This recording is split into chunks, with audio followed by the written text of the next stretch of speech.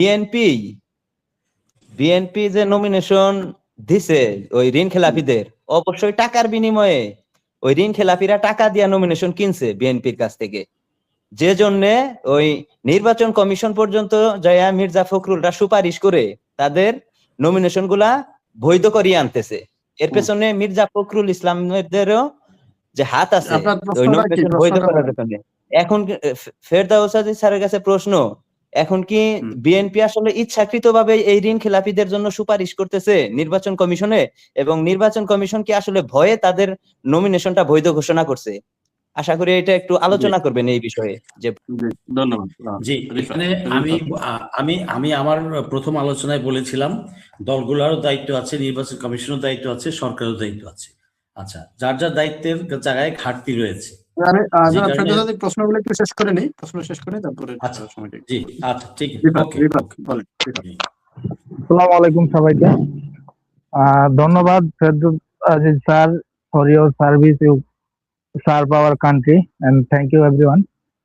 First of all, this July revolution, what is the purpose our country and what do we get? প্রশ্ন করেন, আমাদের maximum দর্শক বাংলাতে বলে।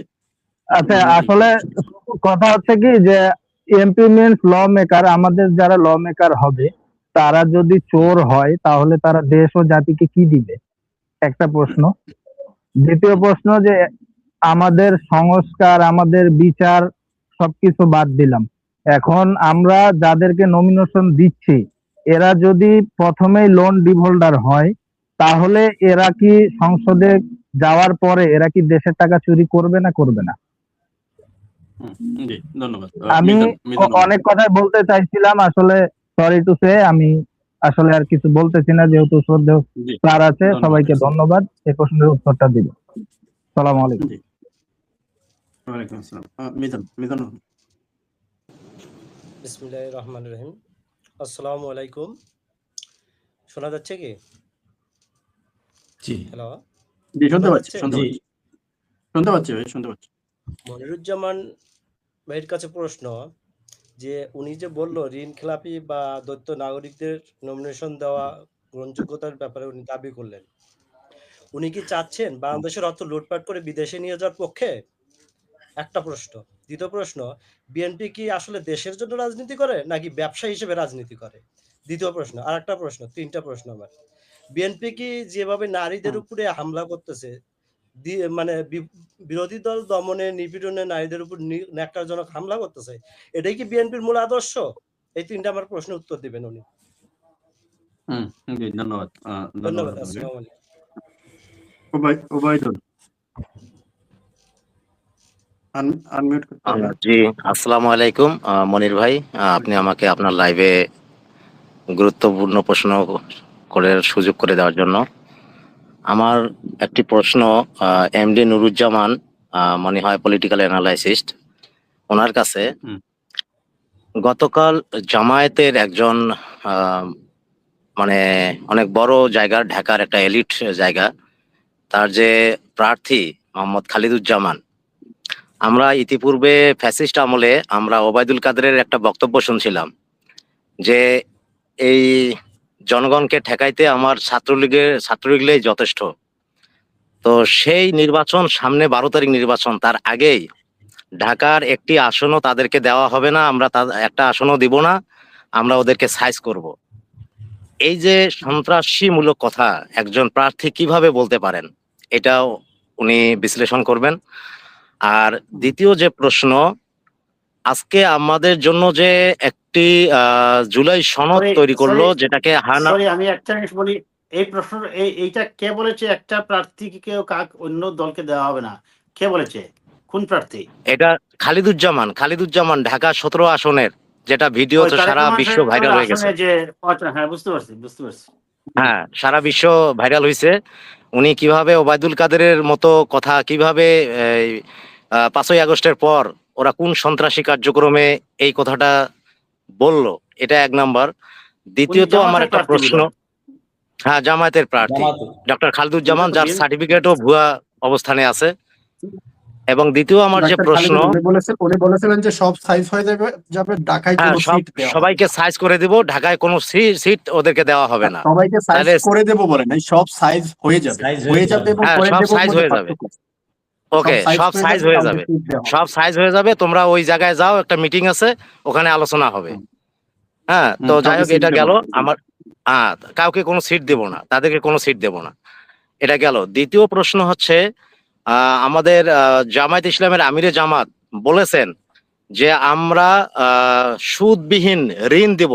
আসলে কি বাংলাদেশে সরকার কি টাকার মালিক থাকে, না তারা ব্যাংক থেকে টাকা নেয়? বিনা সুদে আমরা ঋণ দেব, এটা। তৃতীয়ত একটা প্রশ্ন আমার, সেটা হচ্ছে যে বাংলাদেশের যে সুদবিহীন জুলাই ঋণের সনদ তৈরি ব্যবস্থা করলো, এখন বর্তমানেও আছে। ভাই বর্তমানে যে সকল ইসলামিক ব্যাংকগুলো আছে সেগুলো থেকেও সুদবিহীন ঋণের ব্যবস্থা আছে। সো এটা এখানে আমার মনে হয় না যে অপরাধের কিছু আছে। বাংলাদেশ ওকে, ইসলামিক যতগুলো ব্যাংক আছে সবাই সুদবিহীন ঋণ আমাদেরকে অনেকেই দিচ্ছে। আমাদেরকে যে একটা মনে করেন যে হানা ভোট দিল, আজকে বাংলাদেশের সরকার কি নিজেই এটা প্রচারণা করতে পারেন, হ্যাঁ বা না? তারা যদি যেহেতু প্রচারণাই করবেন, তাহলে না অপশনটা না রাখাই ভালো ছিল। আমরা ডাইরেক্ট হাতেই ভোটটা দিতাম। আর ভোটটা আমরা যে দেব, হাতে ভোট দেব, সেটার একটাই কারণ, জামায়াত যেখানে ওখানে লেখা আছে যে এইবার যে 12 তারিখে যে নির্বাচন হবে, এখানে প্রত্যেকটা দলকে ইমপ্লিমেন্ট করতে হবে যে 5% নারী ক্ষমতায়ন। তাহলে নারী ক্ষমতায়ন যে জামাত আজকে যে নির্বাচনে 12 তারিখে নির্বাচন, তারা কিন্তু সেই সুযোগটা পাইছিল, তারা কিন্তু একজন নারীকে নমিনেশন দিল না। তাতে কি জুলাই সনদের যে ইয়াটা রূপটা কি ওরা ধারণ করলো? এটা আমার প্রশ্ন, আপনারা উত্তর দিবেন। আসসালামু আলাইকুম। মিজানুর রহমান বলেন। শোনা যাচ্ছে? জি, শুনতে পাচ্ছি, বলেন। জি, সম্মানিত অতিথিবৃন্দ, সবাইকে আমার সালাম, আসসালামু আলাইকুম। আজকে transparency international Bangladesh TIB report প্রকাশ করছে সংসদ নির্বাচনে প্রার্থীদের হলফনামার পরিপ্রেক্ষিতে। সেখানে মোট ঋণের পরিমাণ 18,886 কোটি টাকা। তার মধ্যে প্রথম অবস্থানে আছে বিএনপি, মোট ঋণ খেলাপি শতাংশ হচ্ছে 59.41%। দ্বিতীয় অবস্থানে আছে স্বতন্ত্র প্রার্থী 32.79। তৃতীয় অবস্থানে আছে জাতীয় পার্টি 26.97%। প্রার্থীদের অর্ধেক ব্যবসায়ী। এখানে মোট 100 কোটিপতি 10 জন শীর্ষ প্রার্থীর মধ্যে 7 জন হচ্ছে বিএনপির এবং 3 জন হচ্ছে স্বতন্ত্র। এখন এই ঋণ খেলাপিদের যে আগামী সংসদে যদি তারা সংসদে যায়, তাহলে মুক্তিযুদ্ধের চেতনা যারা বলে, তারা যে সংসদে গিয়ে কি মুক্তিযুদ্ধের চেতনা বাস্তবায়ন করতে পারবে? মুক্তিযুদ্ধের চেতনা মানে কি ঋণ খেলাপি, দেশের টাকা বাইরে পাচার করা? এই স্যারের কাছে প্রশ্ন, লেফটেন্যান্ট কর্নেল ফেরদৌস স্যারের কাছে প্রশ্ন, ফেরদৌস আজিজ স্যারের কাছে প্রশ্ন। জি, ধন্যবাদ আপনাকে। আরেকজন আছে, নজরুল ইসলাম, বলেন। আসসালামু আলাইকুম সম্মানিত সঞ্চালক ভাই, অতিথিবৃন্দ, বিশ্বের যে যেখান থেকে দেখছেন শুনছেন।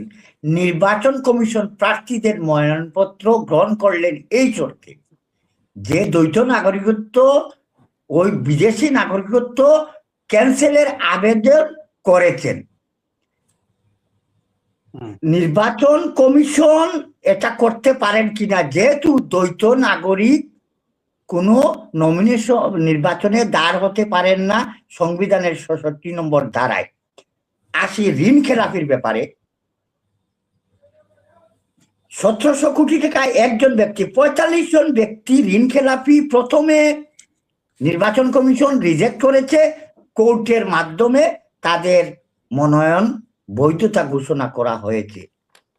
আমরা বিগত ১৩ বছর অর্থ পাচার, ঋণ খেলাপি বলে অনেক টকশোতে কথাবার্তা বললাম, আপনারাও বললেন, কিন্তু আজও যদি ঋণ খেলাপি পেয়ে যায় নমিনেশন, তাহলে অতীতের ১৩ বছরের স্বৈরফ্যাসিস্ট সরকারের সাথে এই ইন্টারিমেন্ট গভর্নমেন্টের ব্যবধান কোথায়? ধন্যবাদ সবাইকে, আসসালামু আলাইকুম।